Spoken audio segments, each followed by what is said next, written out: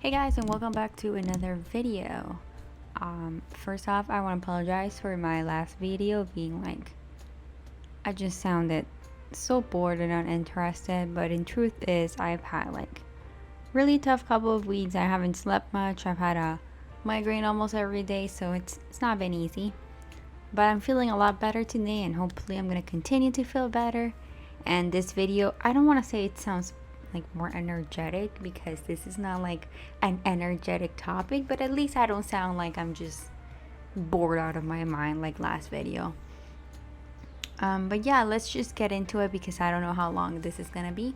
This is part 2 of a 3-part series about J.K. Rowling, so if you haven't watched the first video, which focused on the Harry Potter series, you might want to go watch that first since I referenced some points I made in that video in this one. As always, I did all this research myself, so if there are any mistakes, feel free to correct me kindly in the comments. Also, if you would like to add to it with other things Rowling has done, feel free, but just know that there's a whole video missing, so whatever you say might be in that last video. Before I continue with this topic, I just wanted to clarify that I'm not saying you should stop enjoying Harry Potter content. I understand that for so many people it's a huge part of their life. I still enjoy fan art and fan fiction about it, which honestly is way better than canon anyways. What I'm trying to show here is that J.K. Rowling has been doing this thing since the beginning, and she's probably not gonna change. So maybe stop supporting her. Buy books secondhand, for example. That way money doesn't go directly to her and instead to someone who might need it more. And also, don't let her words be the end all. Actively fight against the narratives she tries to put out there. I'm also going to leave some links in the description to places you can donate money and help, as well as some petitions. Well, yeah, let's get right to it. And I want to start by going back to Grindelwald's and Dumbledore's relationship. Or should I say, supposed relationship. Back in the last video, I was talking about how when the Harry Potter series was done, the last movie was out, Grindelwald and Dumbledore were supposedly in a relationship. According to J.K. Rowling, she announced that after the series was over, which I mentioned was kind of like empty and just didn't feel like anything special. Just felt like she was adding to it to keep relevance. And then years later, we find out that there's gonna be a new series based on the Fantastic Beasts and Where to Find Them book. And maybe not based on them, but based on like the writer who wrote them, Newt Scamander. And the first movie comes out, we see Grindelwald in it, we see Dumbledore mentioned, but that's about it. But then in 2018, we find out that the Fantastic Beasts sequel, it's gonna give both Dumbledore and Grindelwald important roles, establishing Grindelwald as the main antagonist, which we saw in the first movie in the end. Spoiler alert if you haven't watched the movie, but Grindelwald is the main antagonist. I want to add here that hiring Johnny Depp and Rowling's opinions on the matter were very controversial at the time. But seeing all of this, knowing how the case developed, the case between Johnny Depp and Amber Heard, I think her last name is Heard, I don't know anything about her, only that she's a piece of trash. But well, back then it was controversial. The case has developed so much since, and knowing what I know now in 2020, I decided not to get into it since I will have to go through the case in order for everything to make sense. But there's an article linked in the description that talks about it if you want to read more about it. So just know that I'm not mentioning that whole thing right now, at least. Going back to Grindelwald and Dumbledore's relationship. This would have been the perfect opportunity to show that she was sincere with what she said before, and we would get actual representation in the new films. Except director David Jess said regarding if they would show Dumbledore's sexuality in the film, not explicitly, but I think all the fans are aware of that. And I remember that really pissing me off because I was really looking forward to, maybe, getting something there. Dumbledore has always been like a very underwhelming character for me. I've never liked him. I know a lot of people liked him, but I always thought he was kind of like a bad guy who kind of posed as a good guy. Like, yes, his end goals were good, but the way he got to them were not good, and I never saw him like as a hero like supposedly he was. But anyways, I was really looking forward to seeing some of that. But yeah, so he said there wasn't gonna be anything explicit, which, great show of diversity we have. And I want to read this piece of Vanity Fair review so we can all get a good picture of what not explicitly means. There are only a few fleeting moments in which the film directly addresses Dumbledore and Grindelwald's past. The first comes as an Auror tries to convince Dumbledore to help take Grindelwald down. When Dumbledore expresses reluctance, the officer asks if this is the reason, casting a spell that shows a shadowy young Dumbledore and Grindelwald looking at one another. The two were like brothers, he says. Dumbledore's reply? We were closer than brothers. In another later flashback, the two are shown executing a blood pact in lieu of kissing or showing any sort of outward affection. In perhaps the most explicit moment in the entire film, Dumbledore sees Grindelwald's image in the mirror of her eyes. Now here's the thing, I watched this movie only once in theaters, and I feel like if you didn't know that J.K. Rowling had said all those things about them being in a relationship, you couldn't know by watching the movie. Like, there was no way you would assume that. Unless, you're like me and you assume relationships where there aren't, because queer baiting is very real and, you see things that are not canon, but in your heart, they are. But anyway, as I was saying, honestly, I think this is the worst case of queer baiting I've seen in anything before. Like, this just, just think of the worst case of queer baiting, and I think this one goes far and beyond that. This is when it mattered, and of course, it would have been financially risky to do it, Russia and China being huge markets that would have certainly banned the films, but it would have done so much good in matters of representation. Seeing gay characters in such a popular franchise would have made so many people feel visible, and probably would have helped normalize queer relationships for future movies. And by this I mean, like, I know there's tons of queer movies, but I always feel like there's a lack of gay characters and lesbian characters and just LGBTQA representation that isn't solely the focus. Like, it's not that I'm saying there's anything wrong with it, but I'm just a little tired of seeing like movies about being gay, movies about being a lesbian, as opposed to, a fantasy world, something is happening, and some of the characters are queer. That's what I mean. Because I know there's been like a lot of more LGBTQA plus, and I should even take the A out of it, because I rarely see asexual representation in movies and media and in anything, and when they do, they never do it quite right. Yeah, I've seen it more, but it always just feels like it's too centered on it, and sometimes you just wanted to see, like it's something normal and not the focus of the movies. Maybe that's just me, but it just sometimes feels like I want a movie with gay people or with bisexual people or whatever that isn't about them being that. But let's continue. In my opinion, if J.K. Rowling had known she was gonna get new movies with these characters back then, she would have never mentioned Dumbledore was gay, because J.K. Rowling isn't an ally, and she keeps demonstrating that till this day. So let's move back to another topic, which is, I'm gonna say probably, I don't even know if this is worst. I don't know. Everything she does is bad in my opinion. But yeah, let's talk about Nagini being portrayed as an Asian woman in the second Fantastic Beasts movie. I don't even know what the second Fantastic Beasts movie is called. The Crimes of Grindelwald. Thank you, Cams. In the Harry Potter series, Nagini is Voldemort's pet snake and one of his Horcruxes. Nagini is very much a tool for Voldemort, and he uses her for murder. By the way, is someone, I was gonna Google this, but I forgot, but like, was Nagini ever referenced as, or use the pronouns she, her in the Harry Potter books? Because I don't remember, but maybe they did, but I had no idea Nagini was supposed to be female, is what I'm trying to say, like a female snake. Not that it matters, but I just think it's curious, because I just feel like J.K. Rowling tries to act like this was always how it was meant to be since the beginning. But you would think that if Nagini was always supposed to be a woman with this curse, which I'm going to talk about more in a little bit, we would have seen some of it, like snippets of it, or like some kind of foreshadowing in the Harry Potter book series, but we don't see that. Let me continue. I'm getting off script a lot, I'm sorry. I have so much to say. I don't think anyone was really asking about a backstory revolving around the snake, but we got it, and it's real bad. In Fantastic Beasts: The Crimes of Grindelwald, we find out Nagini is actually a woman. Apparently, she's something called a maledictus, a carrier of a blood curse which will ultimately destine them to transform permanently into a beast. Every time J.K. Rowling says something about blood curses, I already know something bad is behind them. I don't trust her anymore.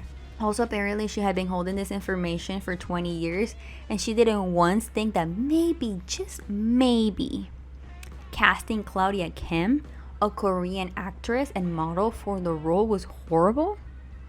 Now, I know some are gonna say she's not in charge of the casting or whatever. I don't know, dude. It seems to me that J.K. Rowling just doesn't like Asian women, and if we remember the whole Cho Chang thing. As author Ellen O points out, Nagini, an Asian woman, eventually becomes the pet of a white man, which is horrible to say the least. Now let's read J.K. Rowling's tweet response to this controversy. I can never say the word controversy right, so just know I mispronounce that word always. I think would shut up some people saying she doesn't cast the actors. At least she supports them, in my opinion. But here's what her tweet says. The Naga are snake-like mythical creatures of Indonesian mythology, hence the name Nagini. They are sometimes depicted as winged, sometimes as half-human, half-snake. Indonesia comprises a few hundred ethnic groups, including Javanese, Chinese, and Betawi. Have a lovely day, snake emoji. Side note here, she says Javanese, Chinese, Betawi, and Indonesian, you know? But they cast a Korean woman. Just a thought. So you think, oh, that tweet would be like her trying to backing up this. She probably researched so much about this and had this whole backstory planned for a while. Well, author Smith Tripathi, sorry if I mispronounced that, wrote a fictional book about Nagas, and he had this to say. Actually, the Naga mythology emerged from India. It traveled to Indonesia with the Indic Hindu empires that emerged there in the early Common Era. With the influence of Indian traders and rishis, rishajas who traveled there, Nagin is a Sanskrit language word. Lazy research as always, Joe. Kim and co-star Ezra Miller commented on the controversy, saying, when we watched the movie, our opinions would change. Spoiler alert, they didn't. If anything, it made everything worse for me. Not only do I think it's horrible to portray an Asian woman as Nagini, but to boot, she doesn't even do much in the movie. Like, I think if she wasn't in the movie, not much would be different, so what was the point of her inclusion? Don't get me wrong, I'm happy to see a more diverse cast, but it all just resembles Cho Chang's situation. Maybe she will do more in the next installment, but I wouldn't count on it. If anything, seeing Rowling's history, everything is gonna get way worse. I also want to make clear I'm not saying anything about actress Claudia Kim. Our role in such a big franchise is amazing for her. I just wish her character was actually good. The stereotype of Asian women as submissive and serving white men is very present here. Also, there's a stereotype of Asian women being exotic dragon ladies. Penn State University has a whole article about this. I'm gonna quote from a Mary Claire article, link in the description, about what Penn State University said, because I feel like they say it better. With Nagini, you get the subservient Asian woman and the Asian dragon lady, a Western trope of Asian women being portrayed as over-sexualized and deceitful villains in a position of power. And then that Harry later in the book has to actually kill her, as she's a Horcrux and literal fragment of her master Voldemort's soul. It's a troubling image at its best of white superiority. At its worst, Nagini's own agency and identity doesn't even come into question. She's her master's object and therefore without her own rights to existence. I also want to add that it completely ruined that amazing moment when Neville finally killed Nagini at the end of the 7th book. It used to be one of my favorite moments from that book, but now I look at it and it's just like, you know? I often see people saying that things like this are unintentional, but with all that J.K. Rowling has done in the past and what she will probably continue to do, there's no way she hasn't learned to not reduce people of color to stereotypes and do better research about other cultures, because if you think this is all, There's so much more. Let's talk about the history of magic in North America. With Fantastic Beasts, a whole new world of magic that wasn't explored in the Harry Potter series came to life, and that's how the wizarding community lived in North America. In 2016, Rowling published a 4-part series on Pottermore about magic in the New World during the 14th through 17th century. This was all done to promote Fantastic Beasts, and believe me, this is important because here we're gonna see, once again, Jo using other communities for financial gain. In this series, we learned that Native Americans have a lot to do with the wizarding world. She basically did very poor research of mainly Navajo legends and used them in her work. She generalizes all Native Americans as one, acting like they all share the same beliefs. While in Europe, she doesn't generalize all their cultures by creating different schools like Hogwarts, Durmstrangs, and Beauxbatons, each of them showing their clear own identity as a culture. America is all just lumped together. Well, at least she separated North America and South America, I guess, but we'll get more into that later. Tor.com did a wonderful analysis of everything wrong with the series of North American magic that I encourage everyone to read. All I can say is blatant cultural appropriation with very evident lack of research. It's like she did all this lazy work to promote the movie and make all the big monies, not caring at all about the people who belong to these cultures she's stealing from. And to boot, she acts like this was always the plan, like she always knew all of this, which just pisses me off, honestly. Okay, so let's go to another wizarding school. This time we're going to Africa's wizarding school. Oh boy, where do I even start? Probably one of the worst Western tropes about Africa is that Africa is just one big country and it's all the same. So of course, when J.K. Rowling announced that there were more wizarding schools, saying they were in North America, Japan, Brazil, and Africa, people were quick to point out Africa is not a country. It's okay, guys. She then said she had a specific country in mind, so it's fine. There's a whole continent called Africa with millions of people, but hey, only one wizarding school called Wagadu. In a paper called Africa in the Western Media, Rod Chavis from the University of Pennsylvania explains the problem best. Most people have no understanding of world geography, let alone specific nations in Africa. The lifeways of approximately 700 million people in 54 countries representing, for non-Africans, unimaginable, multicultural, polyethnic, polyreligious, multipolitical, and mega-economic groups are perpetually denigrated. They portray a no there there, no culture, no history, no tradition, and no people. An abyss and negative void. J.K. Rowling has no problems, as I said before, giving European countries like France or Germany their own school, but when it comes to Africa, and when it comes to indigenous people in North America, they're all the same. No distinction necessary for her there. Rowling wrote a Pottermore piece about Wagadu. I think you pronounce it Wagadu. I'm actually not sure. Where she mentions that they are international gold standards for self-transfiguration, and that basically all magic originated in Africa.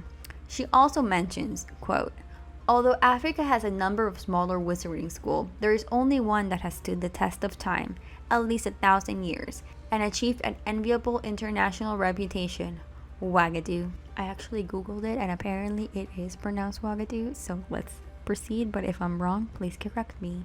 I don't trust the pronunciation in Pottermore, to be honest. For me, it lacks depth. You're saying that out of all the countries in Africa, Wagadu is best, and of all the people living there, self-transfiguration is the only thing they're known for. I feel like even in a single country, that's not possible. Like one school is known for math and the other for language, for example. But the entire continent of Africa is known for transfigurations. Okay, Jo, sure. She was also very vague about the location, in my opinion, because she has not done proper research, saying it was located in the mountains of the moon, which is not a real location. Now, that would be all fine and dandy if it were, because we know, for example, Beauxbatons is a French school located in the Pyrenees, and Hogwarts is a school in Scotland, but Wagadu is in some imaginary mountains or something. After criticism is when J.K. Rowling tweeted that Wagadu takes students from all over Africa, but it is in Uganda. I can just imagine Jo quickly googling country in Africa to reply to that tweet, and then they changed the information in Pottermore. I think it's safe to assume regarding magic in North America and Africa that J.K. Rowling doesn't care about people outside of Europe, doesn't care about researching their intricate cultures and the diversity in their people. It's that kind of racism where she doesn't have to say anything explicitly racist. She shows how she feels by her actions and the content of her writings. I say this because a lot of people sometimes point out J.K. Rowling is racist, and other white people say, well, she has never said anything racist. And yeah, she might have not said anything. She might have not said any words or a sentence, but her work, in my opinion, just shows it. But let me know what you think. The worst thing is, I'm sure everyone would have rather not known about other wizarding school than being given half-ass work. Now look, I can keep talking about faults with the wizarding school she seems to have made up last minute all day, but let's just sum it up. Let's talk about the Eurocentric wizarding school map. This year, if I remember correctly, because I swear this year has been 5 years long, a map of all the wizarding school was posted by Twitter user @GayRouter, and it started quite the controversy. Very shocking, I know. So let's list the schools here. We have in the United Kingdom, Hogwarts. France and Western Europe get Beauxbatons. Scandinavia and all of Eastern Europe gets Durmstrang. America, Canada, Mexico, and the Caribbean have Ilvermorny, however you pronounce that. Central and South America get Castello Bruxo. I don't know how to pronounce that either. I don't know how to pronounce some of these, I'm sorry. Most of Africa gets Wagadu. Russia gets, I'm sorry if you're Russian and I'm about to butcher this, Koldovstorets or something like that. North Africa and the Middle East have school number 9. No name there. No name needed apparently, because it's just North Africa and Middle East. Who cares? Most of Asia, China, and India have school number 10. Also, no name because... Are there names now? Maybe this is old information. Let me know if this schools 9, 10, and 11 have names, because school number 11 is Southeast Asia, Pacific Islands, Australia, and New Zealand. So let me know if now they have. I don't know. Maybe I'm not as up to date. This might be old information. Although I think the article I got this from was from March 2020. So maybe between all the transphobic comments, she gave this school's numbers. I don't know. And then finally, Japan and Korea have Mahotokoro, which I saw a whole thread about how the name Mahotokoro is bad Japanese, but I decided not to include it because, I don't know, the person who made the thread was not Japanese, so I don't know how valid it is, but if you know Japanese, let me know. I'm gonna quote on an article called Harry Potter Fans Call Out Their Eurocentric Wizarding School Map from the Mary Sue. Let's be real. This breakdown is bananas. Europe gets 4 schools, but nearly all of Africa shares a single school. All of the Middle East has set aside centuries of geopolitical unrest to go to school together. Perhaps the most egregious is the idea that countries like China and India, which account for 36.17% of the world's population, are just lumped together in one unnamed school. But really, what did we expect from the author who named her sole Asian character Cho Chang?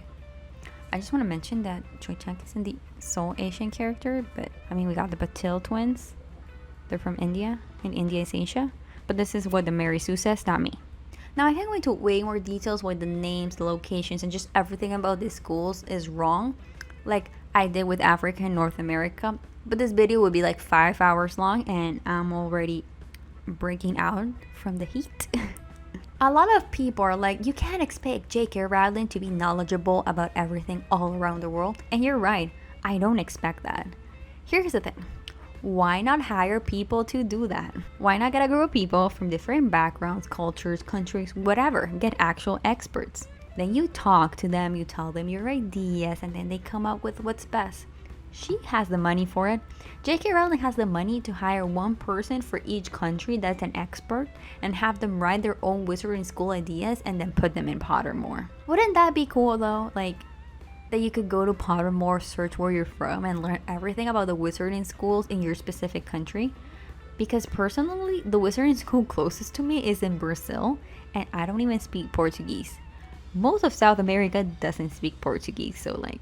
But no, Jo has to come up with everything herself because who could do it better than her, right? It's not like there's thousands of people out there writing better Harry Potter fiction than all the 7 books. But hey, that's just my opinion. I'm gonna leave this here because while I can definitely go into more, I think I've said enough to get my points across. Next time I'll be talking about all the transphobic comments and about cancel culture. For now, I hope you, I'm not gonna say enjoy, because who can enjoy this? Ugh. But that at least you found it interesting and maybe you learned something you didn't know about this whole train wreck. But yeah, thank you for watching. If you enjoyed it, please leave a like, comment anything you have to say, or if you have more ideas, if you have something to say, maybe tell me what school you belong to. Are you like school 11 or something? Because some of them don't even have names. Is your school in a country that you don't speak the language to? Because I feel like that's a big possibility, like me. And yeah, I'll see you on the next video, which will hopefully be up soon, but I actually don't have a script for it yet. So have a good day, good night, and good fight. And remember, I'm gonna leave some donation links and some petitions in the description for you to check out and maybe help out if you can, or just sign petitions if you don't have any money. Even the littlest thing helps. So bye.